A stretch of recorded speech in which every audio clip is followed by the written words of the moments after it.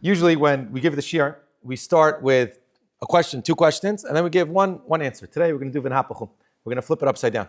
We're going to ask one question, and we're going to give two answers, but these two answers are going to be life-changing answers. Mamish, if you implement them, it's going to be absolutely incredible. And we'll discuss like the two different types of people in life. They're the people who are like chilled, everything's relaxed, I have time for everything. And then the people are always like rushing, one place to the next. I need to do more, I need to do right. Like when you're driving, so you'll either be behind that person who's chilled and you're in the back and you're like, what's he doing? Just go, go, go, go. Or you'll be the guy who's in the left lane in the highway in Israel and you're getting 7 people honking and flashing you. All right, let's go, move out of the way, get out of the way. Right? And you're like, what's his rush? Everything's good. So is it better to be like a rush person who's doing more and more? Or is it better to be like the more relaxed, matun? So we'll discuss all that from the Parshat. We're going to see these two lessons that come out of here. Mamish, life-changing lessons. So let's begin. This week's Parshat, Parashat Bo. HaKadosh Baruch Hu gives us the first mitzvah. Achodesh hazeh lachem rosh chodashim. And then right afterwards, he tells us to bring the Korban Pesach. Now the Korban Pesach it was a whole to-do. We have very specific instructions. How to shacht it, how to grill it, how to make it. You're not allowed to break a bone. You're not like, there's the cooking instructions, lahavdil. If you have to create a cookbook for the Korban Pesach, a lot of details on how to prepare the Korban Pesach. But what's fascinating is that HaKadosh Baruch Hu didn't just tell us how to prepare it, but he actually told us how to eat it. Right? It's not, imagine a cookbook that says, this is what you should be wearing when you eat my dish. Right? Prepare it however you want, prepare it like follow instructions, but after you're done, you need to be wearing it in a certain way. That's what the Torah tells us. V'kacha tochlu oto. This is how you should eat it. Matnechem chagurim. What is matnechem chagurim? So if you look at like the Art Scroll translation, it says loins girded. Now I have no idea what that means, right? Could be that you do. So I had to Google it. ChatGPT, loins girded. So apparently he had robes, right? So you had to lift up the robes so the guy would be able to run quicker, right? So sometimes they had like a belt where they would tie the bottom half of their robes on the belt, so the guy will be easier to walk. So when you're sitting, you're eating the meal, basically the skirts, the robes are up and they're tied, so the guy you can ready to go, okay? If you thought, sometimes you come to someone's house and they say, leave the shoes by the front door, not by the Korban Pesach. If I'm eating the Korban Pesach in your house, leave my shoes on. My shoes need to be on. You have to sit at the table holding your walking stick, right? Okay, now it's fascinating because when my mother growing up, she would always tell us, put the knife in your hand, right? You can't just eat with a fork. You have to have manners. My mom comes from a Yekisha family.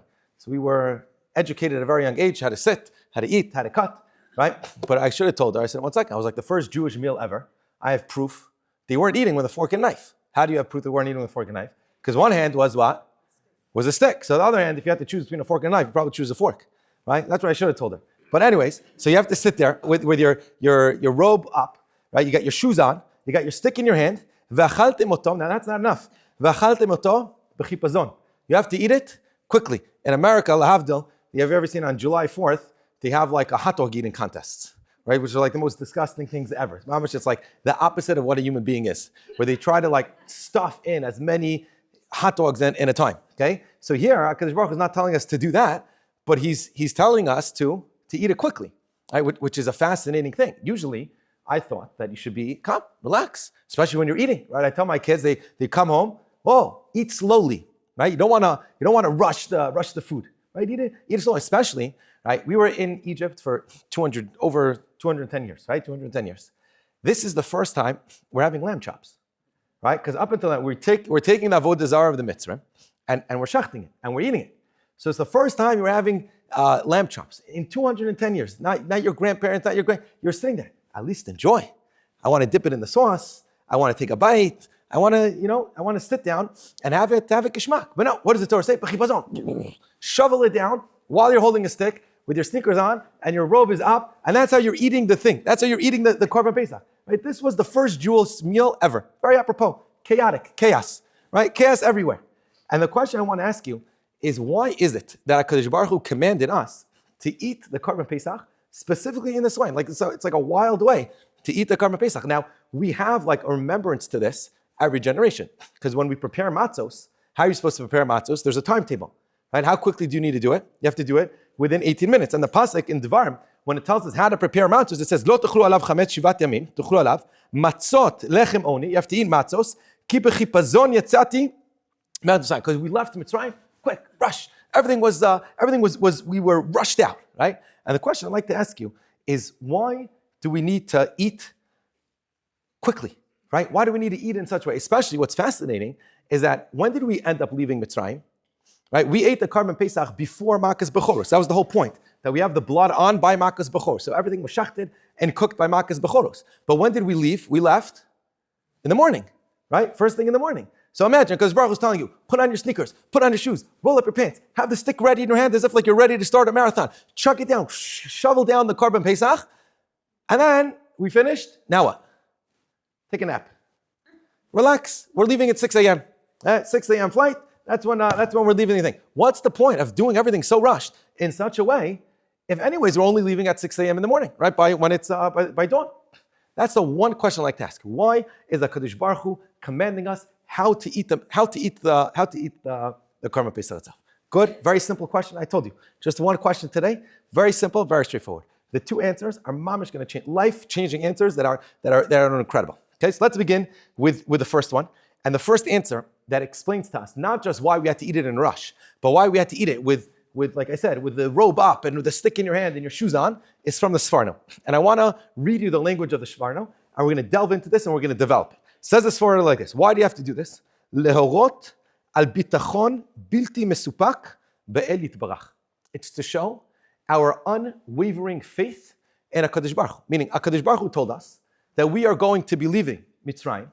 So if he told us we're going to leave Mitzrayim tonight, how do you show that I'm certain that HaKadosh Baruch Hu is going to take us out of Mitzrayim tonight? What do? You pack your bags, you put on your shoes, you have your coat on, and you have your stick, and you're ready to go. I'm ready to go. I'm ready to leave Mitzrayim. The act HaKadosh Baruch Hu told us to eat it in such a way so that we can demonstrate our emunah in HaKadosh Baruch Hu. You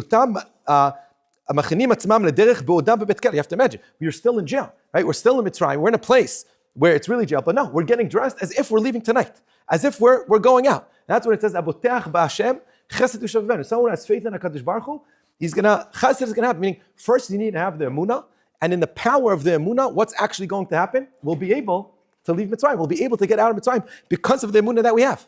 And that's what the Lubavitcher Rebbe once said. He said, sometimes he says non-Jews, he says they wait for a miracle, and then when the miracle happens, they smile. He says Jews, we smile, and then the miracle happens. Meaning we're so certain that it's going to happen that we're already in the Egypt. When we're still in the Mitzrayim, we're already getting dressed as if we're out. Why? Because we know for sure it's going to happen. But let's delve into this a little further. But again, the Sforno very simple. He says the reason why we had to do this whole show is to show we're really ready to go. Any second it can happen. It's to show our emunah. And the question I want to ask you, and this is a very fundamental question in Judaism in general, is why do I need to show my emunah? Right? Isn't emunah or faith, isn't it what? It's in the heart, or it's in the head.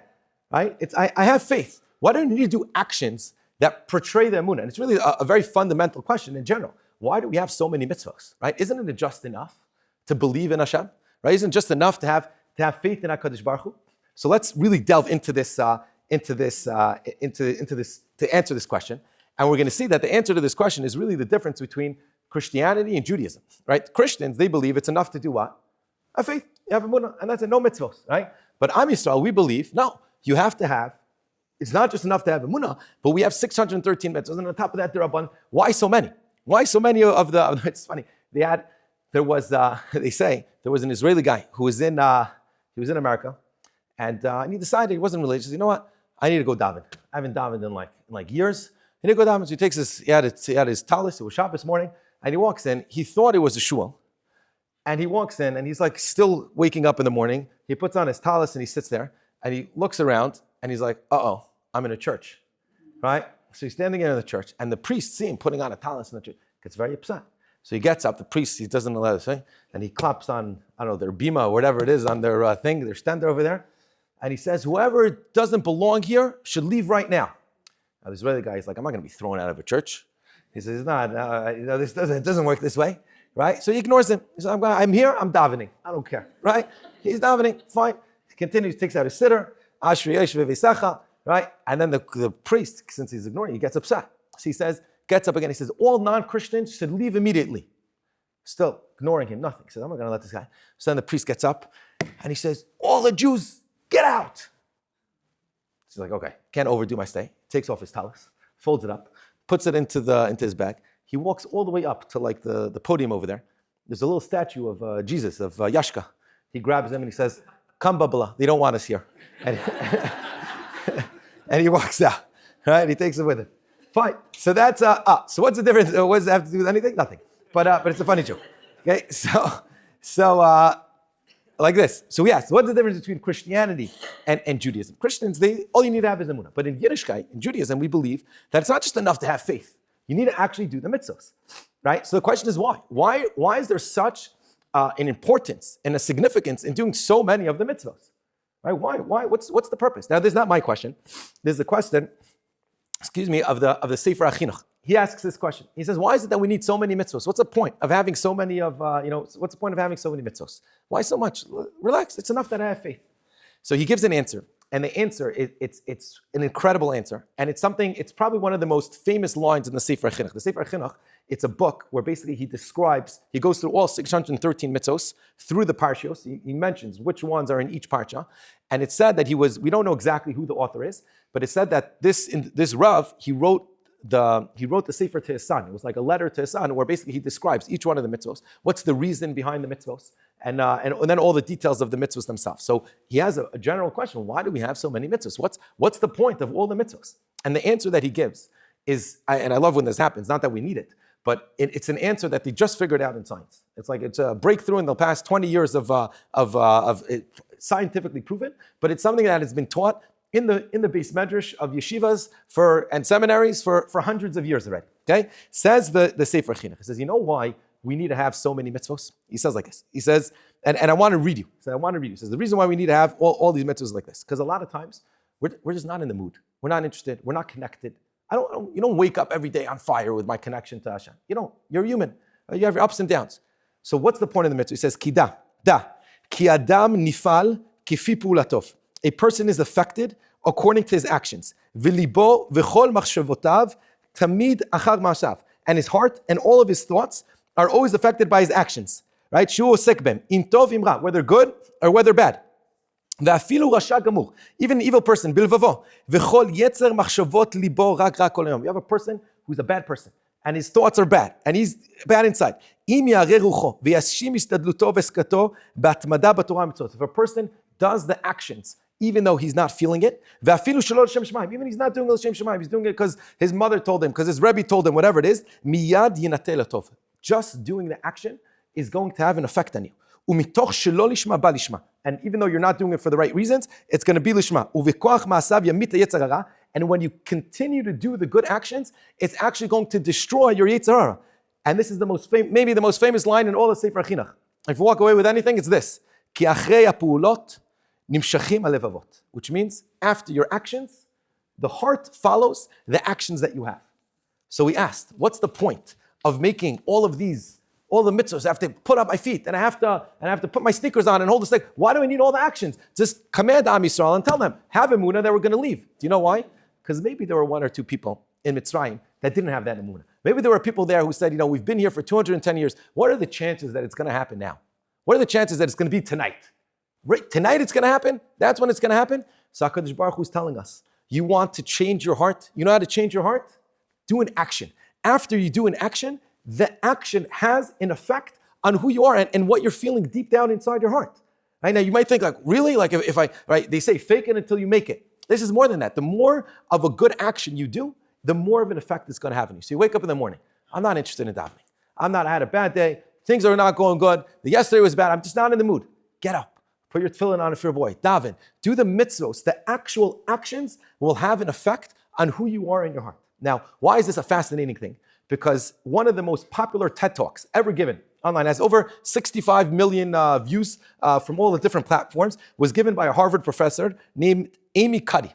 What was Amy Cuddy's breakthrough research? What was her her thing that got the most views? And it was recently, in the past 20 years, what she proved was this, what we've been learning in yeshiva for hundreds of years, which is that your actions have an effect on your actual being. And this is what she did. This was the study that they conducted in Harvard. They took groups of people that were about to go into an interview, and they split them up into two different groups. One group, they told them, listen, before you go into the interview, the 2 minutes before the interview, stand in front of a mirror and do power poses. What does that mean, power poses? Stand up straight, look in the mirror, go like this, go like that, whatever, feel good, stretch out, smile, look at the camera, smile, look at the mirror, smile at yourself. Do this for 2 minutes, literally, just like power, stand, right? And then walk into the interview. And then they took the other group and they said, before you go into the interview, slouch, right? Sit down, look like this, frown, right? And then go into the interview. And then they asked the interviewers, which people impressed you more? Obviously, the ones that did the power poses before, but that wasn't enough for her. They did blood tests on all of them. And it came out that the people who did the power poses before, they had higher testosterone levels, they had lower cortisol levels, which are like the stress hormone.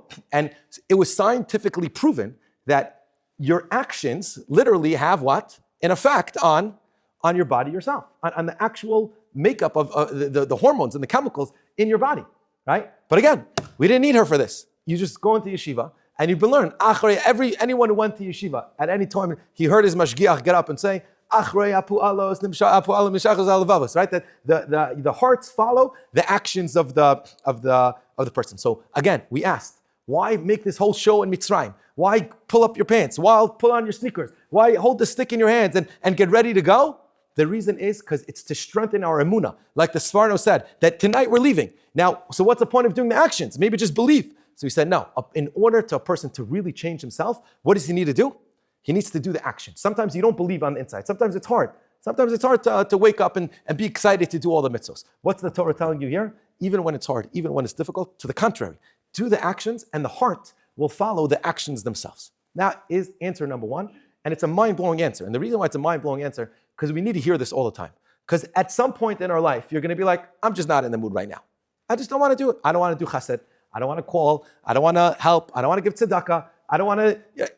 We don't want, right? There's a point where we just like, okay, enough, chalas. No, do the action and it will ignite that passion inside of you. It will ignite that fire deep within inside of you and you'll be a changed person. That's answer number one. Answer number two, again, we're trying to figure out why you need to do it. Why do you have to run? Why do you have to rush? Why do you have to do it so quickly? And I'm telling you, it was worth to come to the shiur, to hear it online, just for this. Okay, just for this idea, and it's from Rav Tzdok HaKohen Milublin. A fascinating, incredible idea, but I want to introduce it with a story, okay? A personal story, and I'll open up a little bit, as they say. Me growing up, okay, I always had a fear of heights. What could I do? That's how Kadosh Baruch Hu made it. When you go high in the elevator, at the end, my stomach would get all nervous. Oh my goodness, I wouldn't be able to stand close to the roofs on top of. I was scared of heights. Everyone has his own pekala. That was one of my pekalas. I decided at a certain point, I need to get over my fear of heights. So now I read, and this might not have been the smartest thing, but I read that there's this psychological method that's called flooding. I don't know if you know what flooding is, but basically is you go to the opposite extreme, kind of like what the Rambam says, and then hopefully you'll end up normal, right? You'll end up in the middle, right? People who are scared of spiders, they dump them in a bath of spiders, and then hopefully they won't be scared of spiders anymore. Fine, so I decided, if I'm scared of heights, I need a flood. How do you flood a scare of heights? What do you need to do? Skydiving, right? So that's what I decided. I'm going skydiving. Now, when you sign up to go skydiving, there are different levels. There's 5,000 feet, 10,000 feet, 15,000 feet. Above 15, I think, is already like commercial airspace. But I think 15 is the max, if I remember correctly. So if I'm already going skydiving, I'm not going to be the 5,000 or the 10,000. I'm going to go to the 15,000. You do the max. Fine. So I go in, and the way it works is, I went with a group of friends, and the way it works is that since it's your first time skydiving, so you're tied to someone. It's called a tandem jump. So you have like an expert skydiver who's tied to your back, and you go together, and then you go on the plane, and the plane flies up, and then you jump off, and then he pulls the parachute. He takes care of everything. All you need to do is daven. That's it. That's the only thing you need to do. Fine. So I get this guy, and he, out of all the chaver that were there, like I see all the instructors, I was like, oh, I hope I have that one. I hope I have that one. This was the one that I didn't want. He seemed like the most full of himself. He was a little cocky. My mazel, I got this guy. So I told him, I was like, listen, no, how many times, right, did you go up? I need some information. How many times did you go up? Did you, what did you do? You say, yeah, tens of thousands of times. I'm the best skydiver in the world. I was like, oh no, this is going to be, fine. We get into the plane. Now the plane has no seats. So you're sitting on the floor. You're already tied to his belly. And the whole way up, Tehillim. Anything I know by heart. Tehillim, over and over, Shema Yisrael, whatever it is. Fine, we get to the high level, they open the door, right? They open the door, the wind comes in, and it's your heart starts pounding. Before you know it, we're we're ready to jump. There's the guy before me, he goes, I was the second one. The guy before me goes, disappears. I don't know if you've ever been skydiving, it's he's gone. I was like, oh my goodness, fine. I go, I'm the second one. Before I was like, I don't want to. We're already out. Okay, we're ready. You fly down on your belly. Right? So we're going down on my belly. Mamish, I'm telling you, me'ein olam haba. You look around, wind is blowing. Mamish is the most beautiful thing. For that 1 minute, peace, serenity, incredible. Then what happens? He pulls the parachute. So when you pull the parachute, you go into a sitting position, right? It takes you from like the belly position, and it goes into the sitting position. So we go into the sitting position, and I feel we're still flying down. We haven't really slowed down. And I look up, and our parachute is all tingled. Now the parachute goes out behind my back, right? It's behind my back, and it's in front of his belly. And I look up, I was like, like I couldn't breathe. And then he's like trying to undo it. It's like all tangled. And then he starts cursing. He's like, holy cow. I was like, Shema Yisrael. I was like, you're interrupting my, the free fall. And he's like hitting my head and back and forth. The next thing I know, he cuts the parachute. So this thing that's supposed to bring me down is now flying away. And we're like a pencil, like a missile, going straight down to the bottom. And then he pulls the reserve. Baruch Hashem, I'm here. Okay. So the reserve opens up. It was like a dinky, like plastic bag, right? It was like, that's what it was. And Baruch Hashem, we made it. But instead of free falling for a minute, we free fell for like 2 minutes, and then we got to enjoy the scenery for like 30 seconds, right? in the gliding at the end. Now, when I got down, so I went to the thing, I said, give me my money back. This is crazy. I said, your money back. I said, you used 2 parachutes. You have to pay double. I was like, so you do have a good point, right? But it didn't really help my fear of heights, okay? It made it worse. It made it much more difficult. But I'm still determined to get over my fear. So over the years, I tried to, go on do different things that have to do with height. So 2 summers ago, I went with my family and we did a hike. Now, in a lot of the hikes here in our soil, wherever it is that you go, sometimes you have like this cliff where you can jump off and jump in, right? And jump in. So I tell my kids, we're going to jump off the cliff. Now, in my heart, I'm saying, who's going to jump off the cliff? I'm not going to jump off, like petrified. But I need to do it. Why do I need to do it? Like Hanan Ben Ari says, שלא ירשו את הסחיטות שלי. I don't want them to inherit my mishigas. So I go on top and I'm standing there. Yes, no, like back and forth for 5 minutes. And then I was able to jump. But then I realized, what got me to be able to jump off the cliff? And then when my daughter came, so she was also nervous at the time, and I said, what was the word of advice that I gave her that actually convinced her to be able to go? I told her one thing. I said, if you're standing there and thinking, and this is my problem, all the different possibilities of what can happen, you'll never be able to jump. In order to jump, you know what you need to do? You need to turn your brain off. You need to completely turn your brain off, not think of anything, and then jump. Says Rav Tzdok HaKohen Milublin, that is emunah. Emunah means that stop taking into consideration all the different possibilities, turn your brain off and say, HaKadosh Baruch Hu, I believe that you will get me out of Mitzrayim. I believe that you will take me out. And I want to read you the words of the Rav Tzdok HaKohen because it's so beautiful. He says, Reshit knisat Adam la'avodat Hashem. When a person, for the first time, he's motivated, he wants to do something, he wants to keep Shabbos, he wants to do an extra mitzvah, he wants to learn an extra hour a day, he wants to stop speaking Lashon Hara. He has something that he wants to do to improve himself. What's the problem? We think too much. Well, how am I going to do it? What do I need to do? He says, Reshit knisat Adam la'avodat Hashem tzarich liot b'chipazon. It has to be quickly. When you're doing something quickly, what are you doing? You're not thinking. You're turning your brain off and you're jumping in. Kemo shematzinu bepesach Mitzrayim shaya nechal b'chipazon. Just like the Pesach Mitzrayim was eaten quickly, v'lo Pesach Da'ot. Explains Rav Tzdok HaKohen Milublin. Why did HaKadosh Baruch Hu tell us to eat the Korban Pesach quickly? Do you know why? Because whenever you're doing something big, whenever you're doing something great, you have to do it quickly. Sometimes if you think too much, you won't be able to do it. The people in Mitzrayim, if they would have thought about leaving Mitzrayim, if they wouldn't have done it with a rush, they never would have left. Can you imagine? You have a group of 600,000 men, Jews, right? More, with the whole families. We need to leave Mitzrayim. What time are we leaving? Where are we going? Who's catering the food on the way? How much food is it going to be? Where are my kids where are we going to sleep? Where are we going to eat? Where are we going? What time are we going? Are we flying economy or are we flying business? We have this lane and that lane, right? $1.5 million questions. You will never leave. Anything great that you want to do in your life, you have to jump in. Anything great. Anything you want to do, any change you want to make in your life, don't start sitting at home. Okay, I need to make this change. Now, let me contemplate. I have to A and B and da. Just jump in. Start the first thing. There was my brother, he told me that he has a friend that does, he has like these workshops on of self-help, like improving worship, like weekend retreats that he takes people on and they improve.